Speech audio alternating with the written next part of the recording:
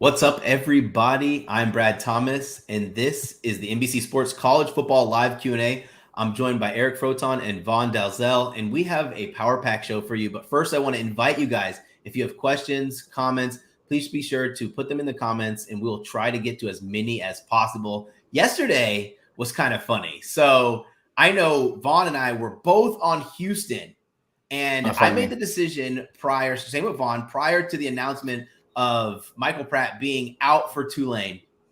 No Pratt, no problem. Houston lost in overtime, but I don't think that Houston deserved to win the game from what I was watching. So I took my L in stride, and I had money line. You had money line as well, right? Yeah, I mean, I placed a bet on like Monday or Tuesday this week. I thought it was a really weird line that showed Houston being the favorite, and I was like, I think they know something here. And plus that conference in particular, home favorites were 41-9 on the money line entering that game. Now they are 41-10. So being on Houston really sucked, but we were texting throughout, and not at one point that Houston deserved to win that game, especially when Tulane's got returned for a touchdown. So good night though for Eric, it sounded like. I know you were on UTSA, they rolled. I wish I had UCLA. I chickened out of it, but it was the right side. So Eric, how was your Friday night? Yeah, it was pretty good. Went 5-1 in props. Zach Charbonnet easily cleared his 79.5 rushing mark. No problem there with the Zach attack. Also managed to cash on the under for Wayne Talapapa. That was nice. That was a nice season. Went 48 yards. His over-under was 74.5 where it opened. Ended up settling around 70, but that was a nice cash. So hey, so far so good. Let's keep the train rolling and let's get some winning bets. So far this season, I have yet to have a winning Friday. Maybe just Friday games aren't in my cards, but I was so glad to cash that Bobo, and I just thought the line was wild. He cashed that in the first quarter. So we have a ton of games this week. Today. We're going to start with the one that I'm excited for. I got a brand new Will Anderson jersey, and I'm breaking it out today. Got my girl a matching one as well. And that's Alabama at Arkansas. Alabama is a 17.5-point favorite. Total is 61. So here's a fun tidbit. I better put $220,000 on Alabama minus 17.5. Eric, I think you think that better is crazy. Am I right? That better is pretty bold if they watch that Texas game where a backup quarterback pretty much pushed them to the brink in the second half after Quinn Ewers went down. So that is a little bit too rich for my blood. I am actually backing Arkansas at the 17.5. I love that hook that we're getting, frankly, on that key number. I think as we all saw last week, if Raheem Sanders doesn't fumble on the goal line and just simply gets in, it's 21-0. Texas A&M doesn't, go 96 yards in that fumble, scoop, and score to make it 14-7. That's a 14-point swing right there on a goal line carry. That doesn't happen. Arkansas wins almost assuredly, and we're looking at probably a 13-point spread at this point, instead of 17.5. I just think you're getting too much value here to take Alabama after they look shaky and there's not a lot of continuity in the passing game. Yeah, that's the exact point I was going to make too, Eric. I was going to say the fact that they lost that game, if they would have won that game, we would see a much lower line. We'd probably see a 14.5, but it could be inside of that. At 14 and be 13.5 for sure. So I do think there's value on the Arkansas side here. It does kind of concern me. I just threw up the most public bet teams there at the bottom of the screen, and Arkansas is number 4. Coming at 72%. So, Brad, how's that feel? You're the public fade master. So, Arkansas or Alabama. So for me, this was going to be. I was just going to bet the other side of the movement, and I say that because first, from a better standpoint and an Alabama backer standpoint, when does Alabama ever play good on the road? Like Alabama just doesn't cover on the road, and if they do, it's some miraculous late cover, and then Arkansas is going to be a tough out for Bama. Eric said it. Alabama's wide receivers, they have a lot of work to do. It's a brand new core. But from a betting standpoint, in terms of tracking line movement, I do think a fair line was closer to 16 to 14 points. So I was just going to play the opposite side. So I probably would play Alabama if the line moves a little bit lower, but I don't think we're going to get much movement before 3:00 Eastern time. So for me, as it stands now, it's a total stay off. I probably won't even play any props in this game. The market seemed pretty sharp. Like Bryce Young's total is somewhere around 300. I think it's 309. Yeah, that seems right pretty sharp. Nino Brown asked about Raheem Sanders. That seemed really sharp because I had him projected around, I think it was like 65 as an average if this game were to be played 10 times over. Alabama's run defense is still going to be elite. They're going to have to move the ball a ton to beat Alabama, but I don't think Alabama's going to score a lot. And for me, it's just too much of a mountain of uncertainties to want to back aside unless I'm just playing against movement. Eric, do you have a thought on Sanders? I'm out on this one. He's been so good to us that I get scared of repeatedly playing the same player, but this is his biggest matchup thus far. Sure. Well, if you remember, again, in the Texas games, it's really the only comp we have for Alabama. They did a pretty good job bottling up Bijan Robinson, who is, I think, pretty much consensus #1 running back in the country. So that does give me pause, absolutely, with Sanders. And he started to cede a little bit of carries last week, where A.J. Green was back, and they had, a really talented freshman running back that got a few carries too. So the fact that I don't think he gets 25 carries does concern me, but the line is pretty good. It's pretty reasonable. I wouldn't feel comfortable with an under just for the fact that Sanders has been so good so far this year. So that's kind of where I'm at on that. Nice. Yeah, I like that play a lot. Before we get on to the next game, any opinions on Bryce Young from both of you guys? His total's high, but I mean, I like both quarterbacks kind of have 300-yard days. So if you want to play Bryce Young, I think it's totally fine. Arkansas is 112th in the nation in coverage. And so you're just going to have to trust a lot in these wide receivers. It's a big ask. 300 yards is a big ask on the road in a hostile environment. But I think it's fair because Arkansas hasn't been particularly great in coverage. But also when you play against a team who's going to want to establish the run, it's less time for Bryce to actually have the ball in his hands. Yeah, agreed. And with Bryce Young, keep in mind, the number is over 300. He's only gone over 300 yards passing once this year. And that was last week against Vanderbilt, which was, Vanderbilt. Yeah. Of course. But as discussed, Arkansas, while they have kind of a bend but don't break defensive philosophy a little bit, so I do think he can get there. I am not playing it because, as discussed, I'm not comfortable in what this Alabama offense is, because they're not running the ball particularly well. Jahmyr Gibbs is only 190 pounds, so they've had to kind of go to Jace McClellan, who has looked good, absolutely, and is a legitimate Devy prospect. But in terms of where we're at here, I don't feel comfortable taking that over on Young since he's only done it once this year and it was against Vanderbilt. Yeah, no, I agree.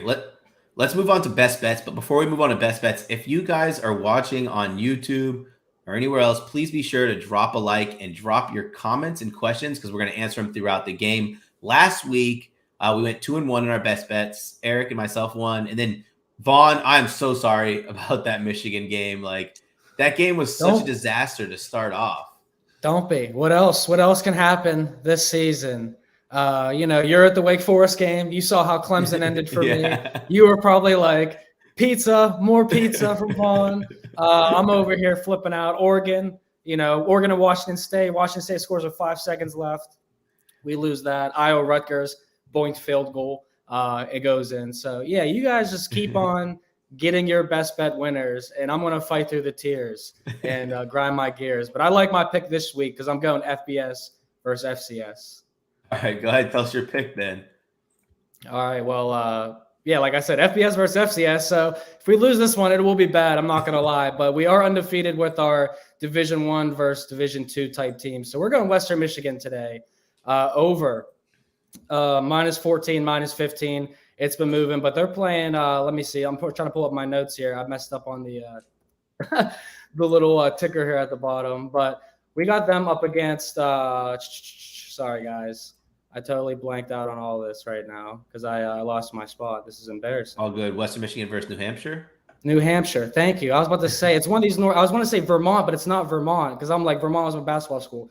But New Hampshire's been blown out in their last 3 against FBS opponents, so they've all been by 28 or more. And then you look at what we have had from Western Michigan. I mean, Pitt and Michigan State were barely covering against this team in the fourth quarter. And then they both scored 2 touchdowns, so 14 points apiece. And that's what gave them those covers in that game. So to me, Western Michigan is being very undervalued here against an FCS opponent at home. And I think that's a great bet here to make. So let's try to keep it rolling with the FBS versus FCS and take Western Michigan minus the 15. Eric, when I saw yours come across, I was kind of excited to play an over in the Indiana game. Go ahead. What's your play? Oh, there's going to be a lot of overs in that Indiana-Nebraska game. It's why I'm wearing my Nebraska jersey right here with the patch and everything. Number 1 for Lawrence Phillips, RIP. But that being said, this Indiana team is quietly been the fastest paced team in the country. They're ripping off a play every 17.4 seconds. Number 1 in the country, Indiana, playing fast. Not just that, they're throwing the ball all over the place, okay? For Connor Basilak, a.k.a. the bad boy, Connor Basilak.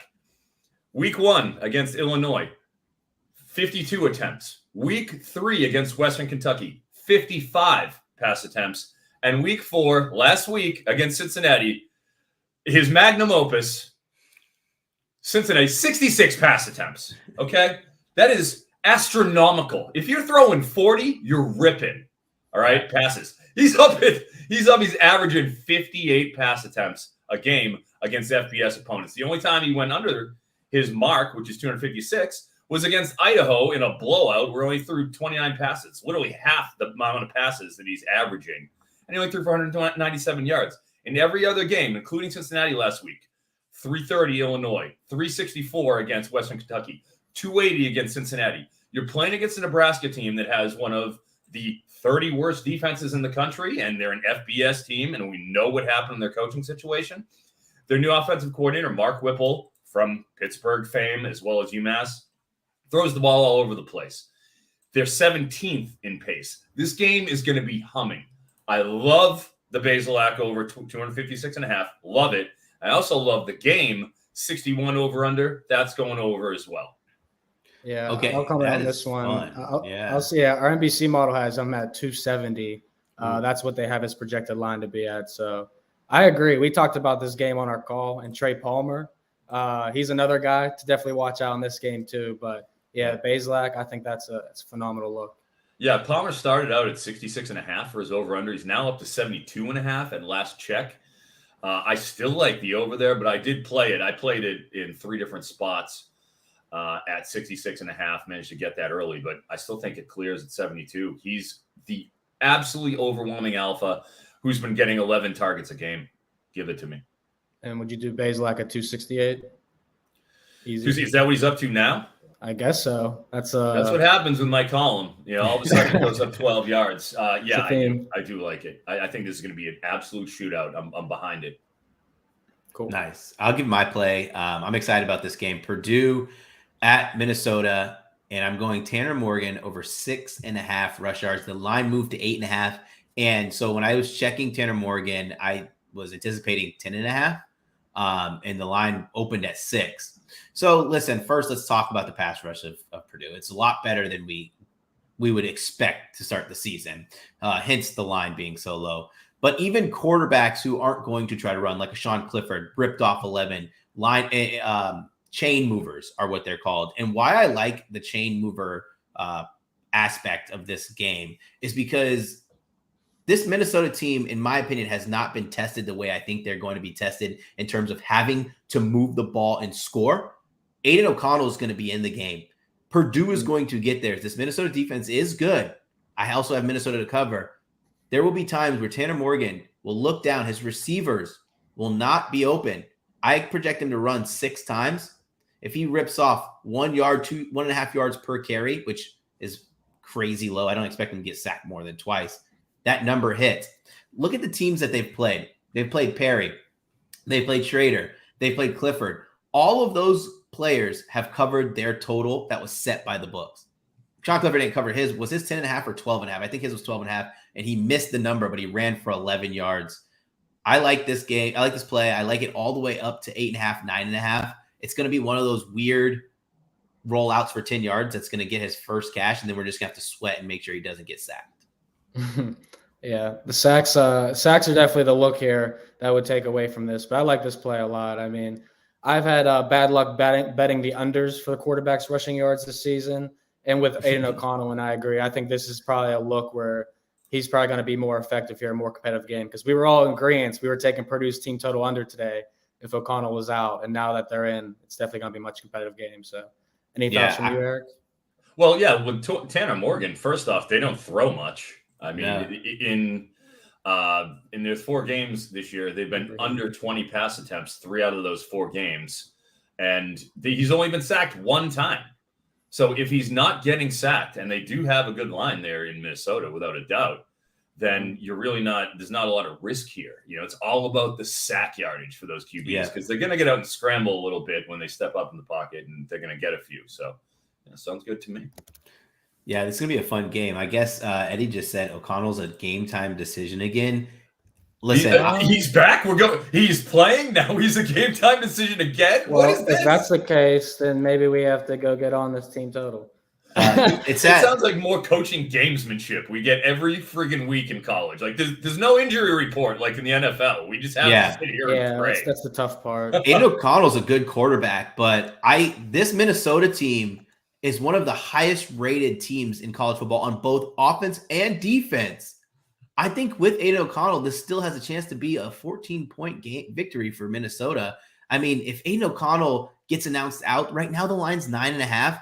I go jump on Minnesota. Like if I can't do it because I'm sitting here live talking to you guys, but you guys at home, the second Aiden O'Connell's announced out, jump on Minnesota 9.5 because I'm on their line at -12, and I still think it's fair with or without O'Connell. Let's move over into the People's Parlay. Okay, so the People's Parlay last week, it busted, right? Last week, if I remember correctly. Yeah, man, didn't Georgia versus Kent State. And I watched that game like a true DJ, and I'm at the Wake Forest game. I have my tripod, so I'm on the field. I have my tripod set up. On my tripod is my phone, watching the game, so I can watch both games. Kent State looked a lot better than I expected. Georgia looked like they were sleepwalking. This week we have 3 plays for you. Vaughn, start us off with your play in Mississippi State versus Texas A&M. All right. Well, as you guys know, Texas A&M might be one of the luckiest schools in the country this season.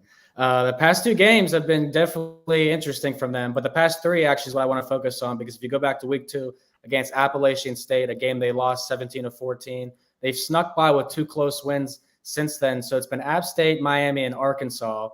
They go from 2 home games to a neutral site field to now their first true road game in conference play. And they've been outplayed. Their defense has been on the field more than their offense in the last 2 games, and they've been outgained as well offensively. And now they're without their top receiver, Anaya Smith. So the Aggies, I'm just kind of out on them at this point. I feel like this is the great point to fade them.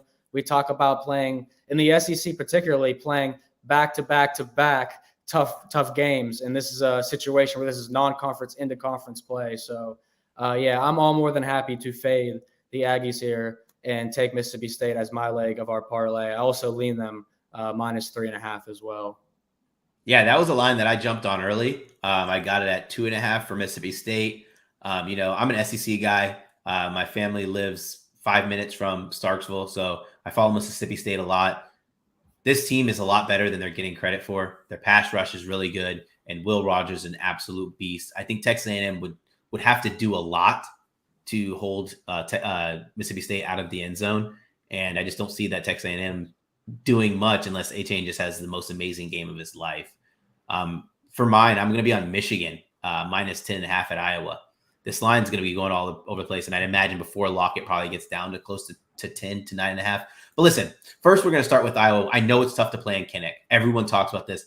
It's hard to beat a team, blow out a team 3 times in a row, and that's what Michigan's trying to do. This Iowa team, Spencer Petras, has a QBR of 11.5, good for 121st in the country. Their FEI rating is 91st in the country on offense. For them to have success in this game, they're not only going to have an offense performance that is nothing like they've had all season, because even against Nevada, it was their defense that was scoring the points. They're also going to have to play defense against one of the best running backs in the country in Blake Corum, with a team who knows they cannot look ahead to any games, because at the end of the season, they know they have to travel to the Shoe and take on Ohio State in a revenge game. So they do not want 2 losses on their record. And most importantly, life is going to be even more difficult for Spencer Petras because this Iowa, who typically has had a great offensive line over the past 10 years, has one of the, I won't say one of the worst. Their offensive line is just not as good as it has been over the past few years. I expect the Michigan pass rush to get there. Michigan got tested by a good quarterback in Tulia Tagovailoa. This is Spencer Petras. For me, I think this is great because I think Michigan destroys them. I'm also on Iowa team total under 15.5 points. Not bad. I'm going to go with Liberty -3 at Old Dominion. A big play, big reason for this is Caden Salter, quarterback for the Liberty Flames, missed last game, has been practicing without restrictions all week, according to a Sea of Red, which is a very good Liberty blog, and he's expected to play. Now, that's important. That's why we're dealing with this -3, because Liberty, when he's been in there, has been very good, especially offensively. They beat Southern Miss in week 1, took out UAB, which, as we all know, when it comes to Group of 5 programs that have, over the past decade, been excellent. I mean, UAB, look no further, one of the most consistent non-P5 programs you're going to find, beat them 21-14 behind Salter. And then Liberty just gave Wake all they could handle, 37-36, lost by 1 point. Salter was sensational in that. He's a dual threat quarterback. He's great with his legs, run for at least 65 yards each of his 3 games. And they're playing an Old Dominion team, too, that you got to remember, like, defensively, Liberty's pretty good. They're ranked 21st in overall team performance, top 40 in both rushing and passing. So they're pretty balanced. On the other side, Old Dominion, 131st, dead last rushing offense for the Old Dominion. And their offense in general is bottom 20. That's going to be a problem. Liberty is going to score on Old Dominion. I'm not worried about that at all. I get it, it's away. But with Salter back, the dynamic quarterback, I don't see any problems with them hitting this easy over. Liberty -3. Last year, this line was 27.5, I believe, with Malik Willison. So, you look at that and you think ODU has a very significant shot at winning. But like you said, the quarterback news, instrumental in college football if you cannot get injury news. So, I definitely like that. Yeah, the People's Parlay is +479 on BetMGM, the king of sports books. Again, that is Mississippi State money line, Michigan -10.5, Liberty -3. Lock that in. I feel really good about this one. I'm excited to get this through and get the free money. Like, just don't go crazy. I don't go crazy on parlays. That's just me personally. Let's move over to some more fun bets, some more plus money. This is the money line sprinkles. My favorite money line sprinkle of the weekend is Wake Forest taking on Florida State. Wake Forest, a +200 underdog. This will be the first time, if Florida State wins this game, it'll be the first time, since 2013, since they've been 5-0. It's a long time. This Florida State team looks good, but I also think they look a little lucky. And I hate talking about luck and wins because you need execution. But that game where they beat Louisville, a lot of that, was Louisville shooting themselves in the foot. Satterfield really kind of letting me down as a fan, as a guy who was backing Louisville moneyline. I just think that Sam Hartman is, man, he's special. So I had the opportunity to stand next to Sam Hartman, and I was expecting like this big guy, I know his size. You were? Depth chart. He's a football player, Sure. Sam Hartman is smaller than I am. And no offense, Sam Hartman, if you ever watch this. But what he does in the pocket and what they've designed in this offense makes it very good against good pass rushes. The delayed handoff, zone read, whatever you want to call it, they actually wait longer for the pass rush to pass them. If the pass rush pinches in, they hand the ball off. If the pass rush collapses, they're throwing the ball. It's unorthodox. We haven't seen an offensive like this a lot, but what happens for Sam Hartman allows for him to not only avoid the pass rush, but to be able to move in the pocket and see better passing lanes being undersized. That's why the whole spiel of me talking. Florida State's going to probably be down one of their best defensive linemen too, so I don't think their pass rush is going to be as good. It'll take a lot for Florida State for me to cover this game. I would probably be on Wake Forest. The line already moved down to 6, so +7 was really good. But I think that Wake Forest, they proved that they are a team that is going to compete with Sam Hartman under quarterback. His passing total is a little high for me. but I think he hits it. And it's going to be a good game for Wake Forest. They proved against Clemson that they're one of the big dogs in the ACC with Hartman under center. Do you have I have to agree with you there. Yeah, do you have one? Oh, yeah, you're on this as well. Yeah, I have a couple. I mean, I'll always sprinkle my money lines each Saturday and Sunday for college football and NFL. Sam Hartman over 306.5 yards from Nina Brown. That's definitely one play that I sprinkled on today, but I played his ladder. So we're definitely going to get to that in a couple minutes of this show too, because we have our ladder plays for this week. And that's one that I definitely liked because Bijan Robinson's not available yet. I like his too against West Virginia. But besides Wake Forest, I do like the chance that Illinois here goes into Wisconsin, keeps this game semi-close. Illinois +7 is one of the most bet teams on pretty much every sports book this weekend. So that is concerning, but it is Bielema going back to his former squad. So there's always that to like with a great defense behind him. Kentucky's another hot one today too. They're a very popular team, being 7 now down to 6.5 at Ole Miss, but they do get Chris Rodriguez back. They're starting running back.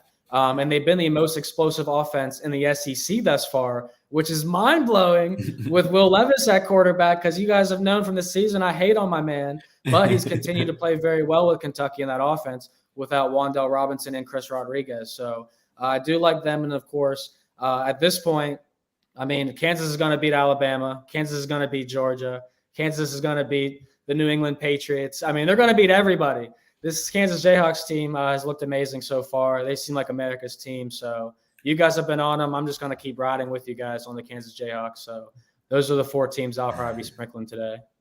That's nice. I got one before we roll out, for a money line. I like Central Michigan +7.5, which obviously is a money line, but just giving you the expect against Toledo. And the reason why I think these teams are both fairly evenly matched. They both have good coaches. Jim McElwain is the coach of Florida, and now he's at Central Michigan. He's done well, at every non-Florida destination he's been at. But Central Michigan, they really haven't had a chance to unveil Lou Nichols, their all-world running back, who's legitimately all-American caliber. They played Penn State, the San Diego State, another tough run D with a terrible offense. Just lost to Boise State last night. But Central Michigan, getting the ability to go out there and run. Toledo has the 108th ranked run defense in the country right now. They're allowing 217 yards and 6.5 sacks, 6.5 yards per carry. San Diego State, and they're terrible offensively. We saw it last night. We saw just how bad that team is offensively. I live right down the street from the stadium. Let me tell you, it's bad. When I don't want to go to those games and I live like a mile away, then something's wrong. But San Diego State, again, ranks 123rd in yards per play. They ripped off 217 rushing yards against them, On the other side there, Toledo, pretty good running the ball, right? 4.5 yards per carry, 176 yards. But the Chippewas are only allowing 3.5 yards per carry and 119 yards. And they're 105th in pass defense. So I feel like what Central Michigan does well is what Toledo wants to do. I think it can make for a tough, matchup. And with a couple of decent coaches, I think this is closer to a toss-up. So, hey, take the free money, go for that money line. We're going to lock in the money line then officially? I could do this? You can lock it in. Fair enough. Yeah, good, because I had a graphic up ready to say Vaughn said Eric's scared to take the money line. Oh, okay. But you didn't back out. This is the money line segment. But no, I do like that too. They're one of the best underdogs, I think, of +7 or more this weekend. So see how it goes, boys. I like what Mike's saying here. I get it, Mike. I get this angle. Wake Forest ain't winning, letdown spot after Clemson. I love the letdown angle normally. And then he said one more. They could score points, but no defense. Yeah. But the question was, can Florida State keep up with them? Are you going to trust Jordan Travis through the air all game long? I mean, DJU, everyone knocked on him, but that man made some of the most impressive throws I've ever seen him make. So it made me go back and rewatch him throughout the season, and him losing all the weight he did, I think that's helped him a lot. It's made him more confident, made him more mobile in the pocket, allowing him to, extend the play and hit big targets. So I understand those lines. It makes sense. Yeah, and I'll say two things, random things from this episode that's happened so far. Brad said he was larger than Sam Hartman. Sam Hartman is 6'1", 210 pounds, according to the website. Brad, let me see it. I don't know. I don't know who I believe here because I don't believe their website, but I also don't believe you. I am 6 foot, 220 pounds. Oh, all right.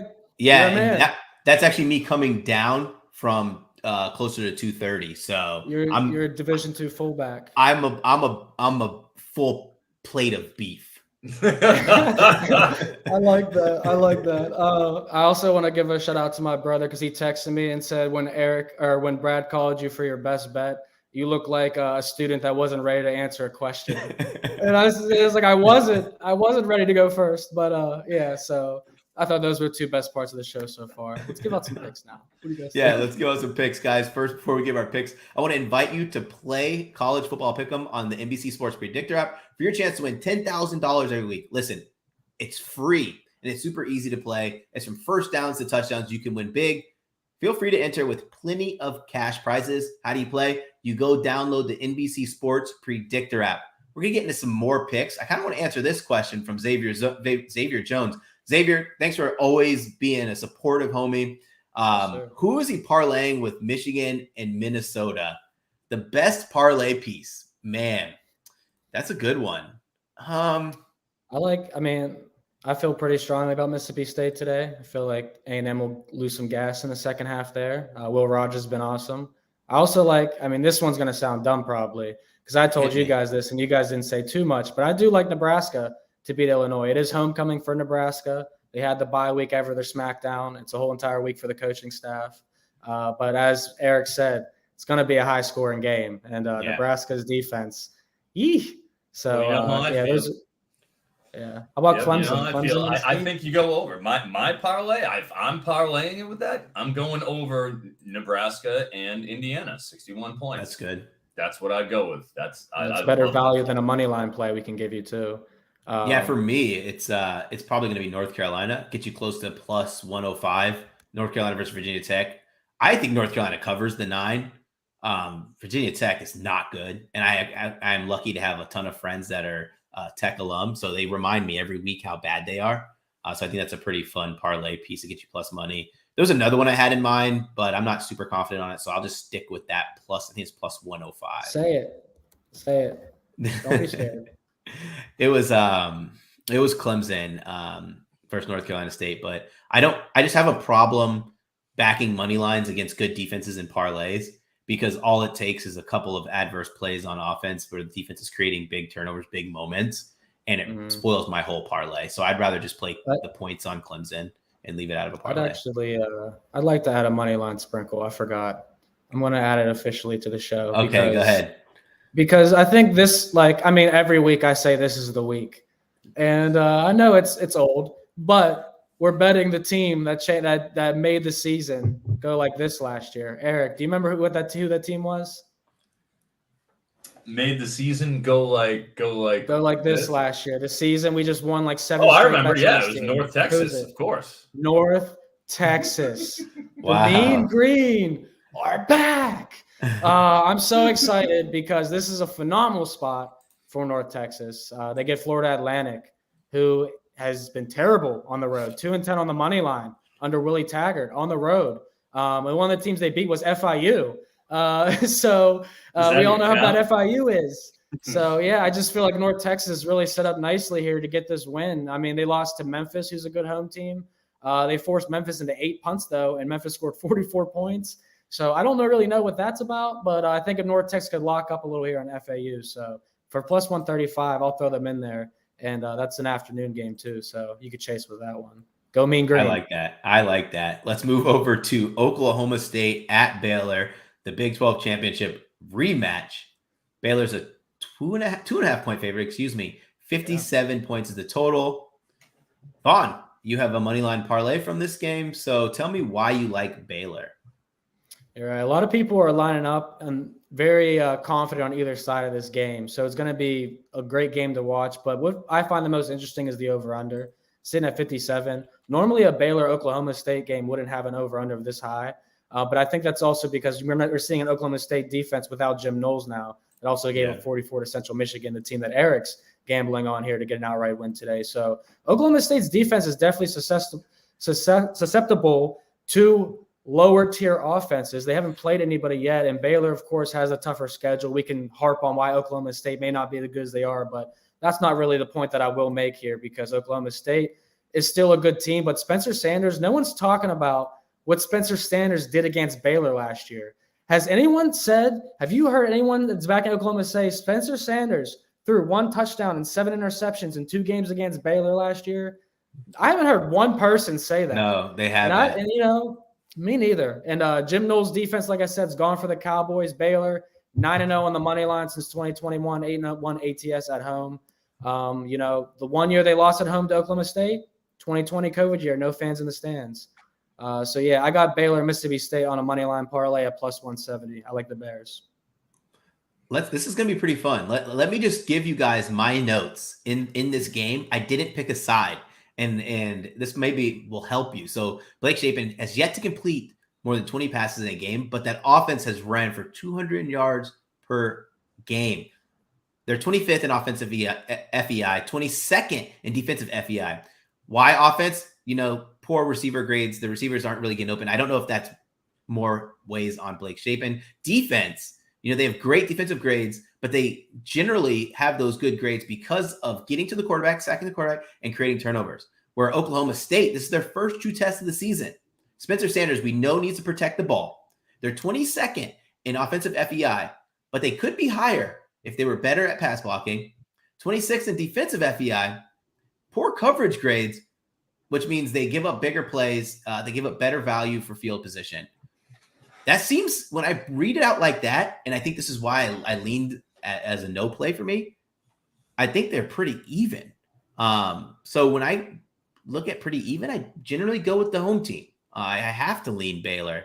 I don't have a play. I just couldn't figure out why. I know, Eric, you have a play for this game?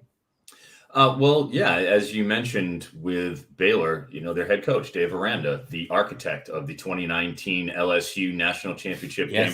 Frankly, probably the greatest team I think I've ever seen in my college life. So I'm a big Aranda fan, and we saw what he did turning this program around. Came in 2020 with the pandemic, didn't have any spring practices, had a tough 2020. Comes out last year, and as we discussed, won the Big 12 in only his second year. It was really like kind of his first, like 1.5. Yeah. He's been great. And like you said, this Baylor team is battle tested. Went out, a tough BYU team. Last week against Iowa State, had a good, solid game, 87% post-game win expectancy. Bell to bell, really good.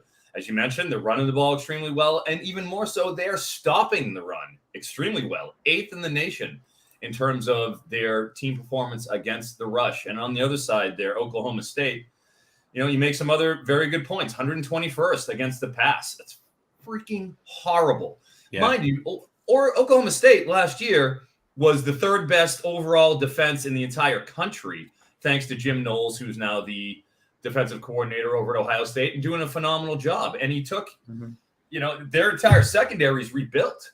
So we're seeing the effects of that this year, in terms of yards per pass, 9 yards per pass, 115th in the country. So where Spencer Sanders, as you mentioned, had a tough time against Baylor, that's what this offense has been doing. They're 7th in the nation in terms of their pass rating, but they haven't played anybody, so they're not running the ball particularly well against some very, very light defenses that we're talking about. Central Michigan, Arkansas Pine Bluff, and then a listless Arizona State team. I am backing Baylor. I feel pretty good about it. And I don't think Spencer Sanders continues this torrid pace that he's on because he's going up against Dave Aranda and he knows how to shut him down. Give me the Bears. I like that. So I think I'm going to have to lock in Baylor here. Let's try to get this in right now. So I'm going to lock in Baylor. And I'm going to join the party with you guys. You guys pushed me. Especially at home. They're at home, too. I mean, come on. Like, you have to back the home team in this situation. It's going to be a fun game regardless. And this will honestly set the course for the Big 12, especially with OU losing. Let's move over to our ladder plays. This week, I didn't have a ladder play. I thought a lot of the markets were really sharp. I know. This might be the least amount of player props I had. The only one I would have thought about would have been Corum.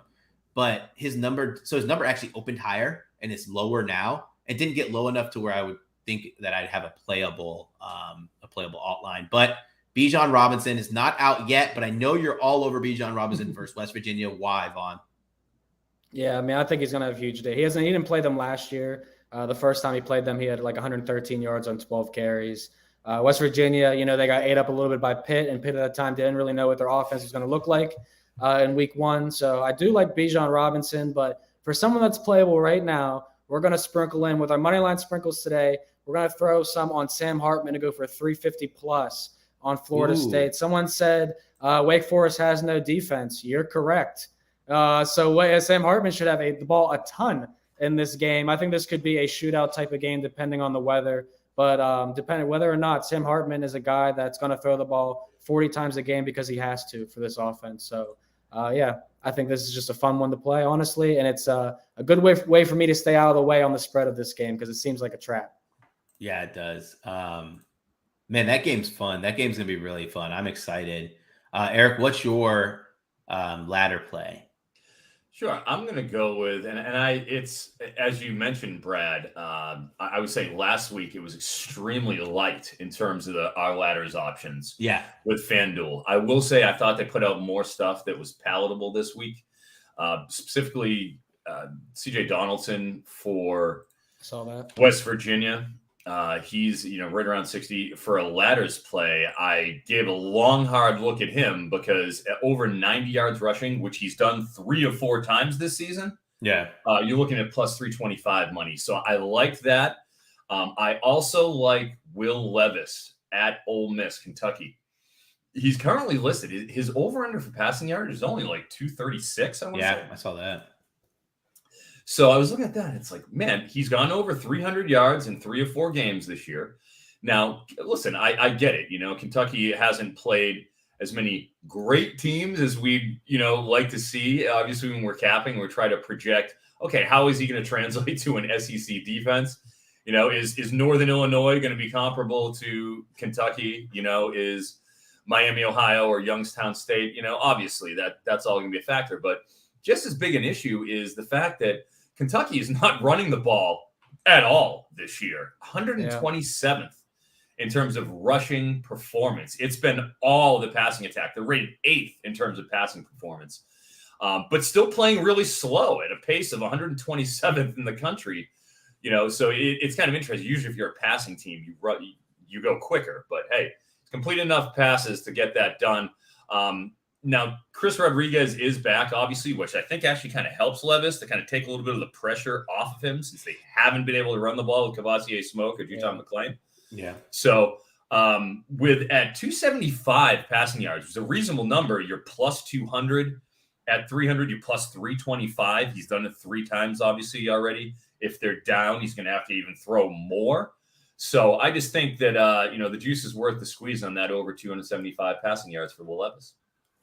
Yeah, that's fair. If you guys really want one, we'll just go ahead with Blake Corum over 100, plus 168. Take what Marty said. Take the fan call. Okay. Marty's got you. What's Marty got? What's the he's going cowing. What's the alt total? Does anybody know? It's probably going to be 100 yards. It'll probably be about plus 250. I'd have to say if it's 71 receptions, if it's 71 or half in receiving yards. But I like this call. I mean, Colorado, Arizona, this game could be like could be the worst game on the slate, but it could be 48-43 or something. I'm pulling. I say go with Marty's call. Don't go with Blake Corum. You love Blake Corum. I know. I don't like Blake Corum at 100. I like him to finish with 93 yards. Like it's such a specific number. Cowing is 100 yards, 225. All right, I'm gonna sprinkle that. I'm gonna sprinkle that. Okay, Marty, you're my boy. I love that you come on this show. You give us your insight. You give us your plays. So I'm gonna sprinkle that. I'm just gonna add a half unit on this. I have a play later that dovetails with that a little bit, Marty. We'll have a little fun with it. That's gonna be fun. Let's get over to some more bets. Did you get a chance to talk about Warren Thompson yet, Eric? Warren G? Oh, yeah. No, but let me tell you something. Alabama is about to regulate on Mr. Warren G. As the song goes. All right, Warren Thompson, Arkansas. He is definitively the third option there for the Razorbacks. Matt Landers, transfer from Georgia by way of Toledo, has looked good. Obviously, Jaden Hazelwood has been able to handle the slot reps, and he's done that pretty competently up until this point. Obviously, with KJ Jefferson's been great. He's averaging 9 yards per toss, which is about as elite as it gets, even though, obviously they don't throw very much. But with Thompson, what's really interesting about him is his line, 33.5.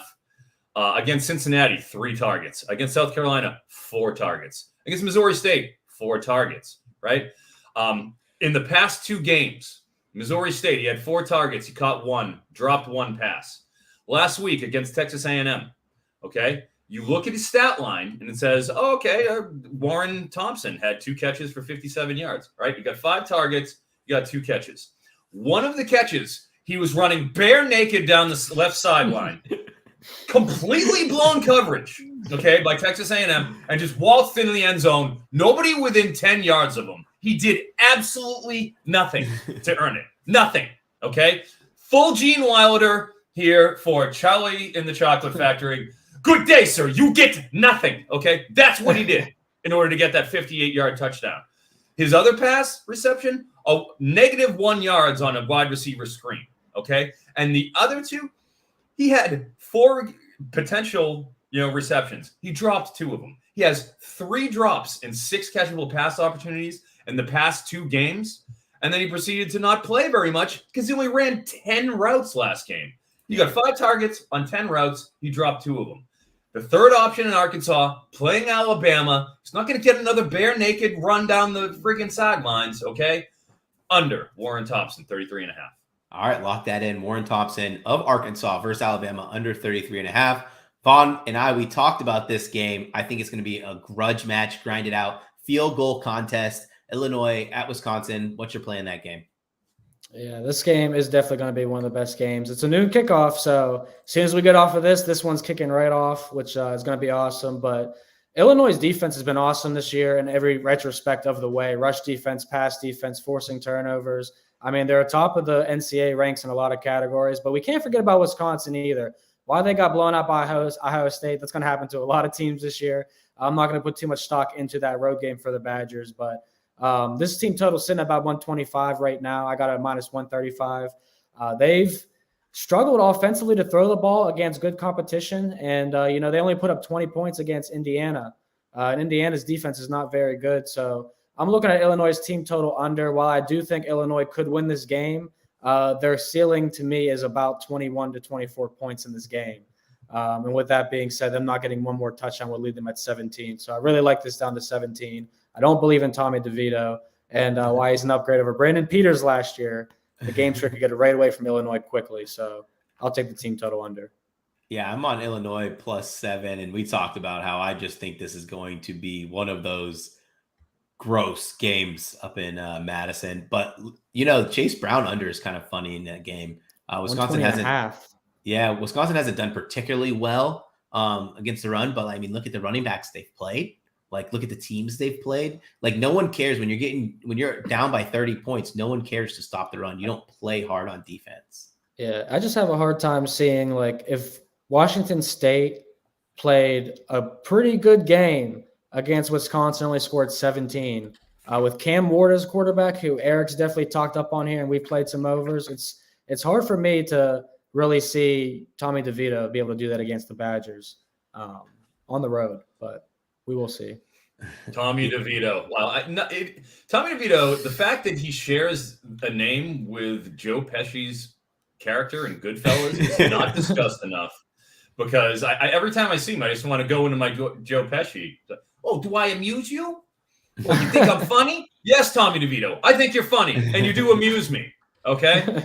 No offense, but I can't back Tommy DeVito. All right, move on. I'll give you my play since we talked about how much I like Blake Corum. I have a parlay. Blake Corum score a touchdown plus Minnesota money line -144. First, I'll say this for anybody who's out there in Michigan. They actually have a Michigan parlay. Blake Corum to score a touchdown.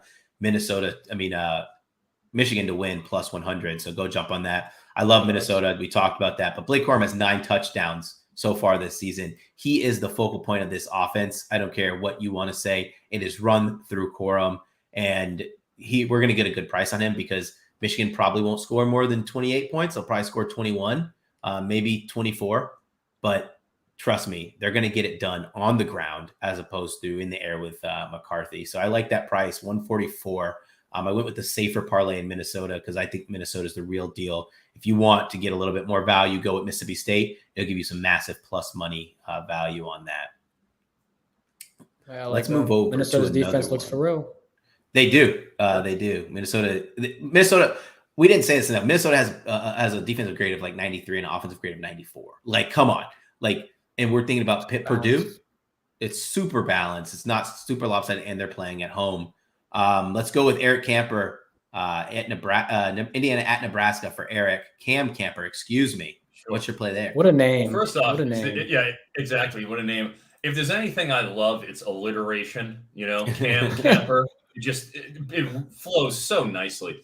And what also flows Mr. Nicely with Mr. Camper is he has been one of the most heavily, in fact, not one of, the most heavily targeted receiver in all of college football through the first 4 weeks. As we discussed, Connor Basilak has been throwing the ball a lot. Cam Camper has been on the receiving end of those passes. I'll go game by game. Illinois, 17 targets. Idaho, he had a light day, 11. Western Kentucky, 15 targets. Last week, Cincinnati, 19 targets. 19 targets. That's nuts. Superhuman. I mean, it doesn't even compute, frankly. So where through 4 games, he's literally averaging 15 and a half targets per game. This is just simply a line where you have to go for it. And this is on Prize Picks still. Obviously, he's up there in like the 95 range, which is fine. But look, when I'm looking at it as receptions, 6.5 receptions in all the games against FBS opponents, 11 Illinois, 8 Western Kentucky, 10 against Cincinnati. He is blowing away these reception towns. And they're playing against Nebraska, who is bottom 25 in terms of pass defense and bottom 5 in overall defense. Again, I think this game's a shootout. Camper's going to get another 15 to 20 targets. He's going to catch 7 or more passes. This is a layup on Prize Picks. Cam Camper, lay it up on Prize Picks. Let's get through a couple of these. Vaughn, you are fading Missouri again. Why do you like the Bulldogs at minus 28? Well, first off, Eric, can you sing? I can sing. What do you want from me? Well, your Missouri song from last week. That's what I wanted. I wanted a repeat. Your karaoke bid. But yeah, we're back. Even when they burned us last week, and Eric's karaoke burned us last week, Missouri came through against Auburn. I blame Willie Nelson. He wrote the song. I didn't. It was Willie's fault. It's your song. But this is a great spot. This is also a learning lesson spot for me from last year. So anybody that was with me last year, when we were having a terrific season, Georgia was a large part of that season. Their defense, we just took team total unders constantly on the opposite team. And why this one is very tempting, I like the spread because last year, this spread was minus 39 to minus 40 at some shops, all right? And we got it early and still a garbage time touchdown in the final minute is why Georgia did not cover last year. And this year, they're better. Offensively, they're a better team in my opinion.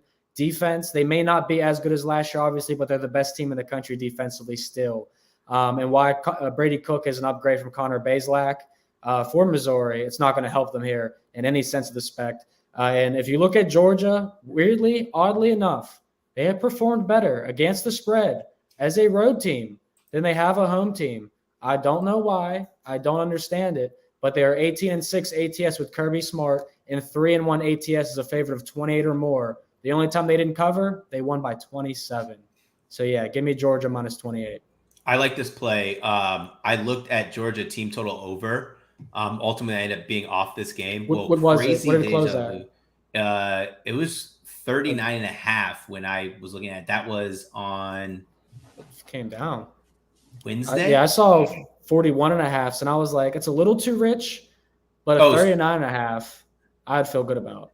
Yeah, it was Wednesday before the Vizin show, 39.5. So, I mean, I like it. I think they blow them out. And when I talked about this total, I'll be quick. One thing I said was when you have a poor performance defensively and you have a coach like Kirby Smart, a great defensive mind, practice is going to be intense, but it's going to be purposeful. A lot of coaches will run you ragged in practice without really any intentions of improving. Kirby Smart is going to fix and adjust, and they're going to be more sharp this week. It's a bad week to be Missouri. If Georgia would have probably won 56-0 against Kent State, I think Missouri would have had a little bit more fun. But since they missed their targets on their defensive goals last week, I think it's going to be a tough game for Missouri. Yeah, and that's something I didn't even hit on too. Like you said, if they would have blown out Kent State more than they should have, this spread would have been like 34-37. So yeah. I like Georgia. Absolutely. Eric is on Roman Wilson, wide receiver out of Michigan, 20.5 receiving yards. So they're going to be doing it through the air, or is this just a great spot for Wilson?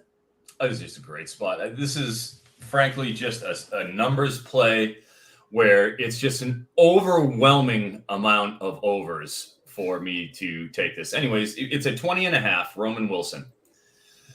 Of his last 15 games, this line has gone over 13 times. That's just an overwhelming amount. I mean, how do you say no to that? Yeah. That's just out of the gate. But then you look at what he did last week. Ran the most amount of routes he has all season. He ran 15 routes last week. Got the most amount of targets he's gotten all season. He got 5, caught 2, 25 yards and a touchdown. In all 4 games this season, he's gone over 20 yards. As stated, most targets of the season last week, 5. Most routes of the year he's run. 13 out of 15 games you have to take. At 20.5 yards, they're begging you to take that over. So be it. I'm actually going to lock that in. I like that look. 13 out of 15. What do you want? It's just the sheer volume of it. He's obviously somebody that's important. It goes back 2 years of data we have. Give it to me. All 4 this year? Yeah, I like that. Right. I like that one a lot. Got to do it. Let's see if I have another play. I talked about. I'm actually out of plays, so I got one. Yeah, give me one. Oh yeah. All right, Jaden DeLaura for Arizona. Now this dovetails with our boy Marty. Yeah, I told you, Marty, I was going to come back to you. Froton doesn't lie. Anyways, Jaden DeLaura. What I like about this in particular is just simply one. It's Colorado. You know, I mean, anytime you get a chance to bet against Colorado, you know I'm going to take it. And 2, this is sort of mispriced at DraftKings. It is DeLaura's over under is 244.5 passing yards. However, on FanDuel, it's all the way up to 259.5. So you have a 15-yard spread between the 2 major books right now on this particular prop. The reason why is because I think he goes over, and I like that significantly. This year, 299 passing yards against San Diego State. Last week, 401 against Cal. Threw the ball 45 times, okay? So in the 3 games that they've had against FCS opponents, 35 passes, 45 passes against Mississippi State, 45 passes against Cal, okay? He went under against Mississippi State because that is a damn good defense, as we talked about with Texas A&M. I really like their D. But against San Diego State, against Cal, sailing over 244.5. And this is a team that throws the ball 40 times a game, average. 18th in the country in terms of how many passes they're throwing. Give me the over 244.5. That's a mispriced line. Jaden DeLaura. I like it. Vaughn, do you have any more plays that you want to give out? I do. I have the most American play of them all, of the entire show. And we haven't even talked about it. Air Force versus Navy, under 38.5. I mean, Service Academy under. We already know what it's about. It's a religion. You play the under every single time. Since 2000, the under's 50, 12, and 2. That's 80.6%, up 33.4 units. Since 2012, the under's 26, 3 and 1. That's 89.6%, up 20.6 units. When Army, Air Force, or Navy play each other, we bet the under. So that's what we're doing today. Triple option offenses, they know each other very well. They know how to prep for each other. And they play each other every year. Simple as that. So this may not hit because they're catching on to us. You see the 38.5. It's lower than it normally is. Yeah. They moved it down a couple points now from the 42s, the 43s, 41s we've been seeing. But, we're still playing unders. We're not scared. That's fun. Man, what a great day College football is just about to kick off. And again, I want to thank every single person who joined, asked questions, and, just was engaged. This is such a fun thing that we get to do. I hope you guys have a great time. Thanks for tuning in. And if you want to see our articles throughout the week, be sure to go to www.NBCSportsEdge.com. Have a great one. Take care, guys.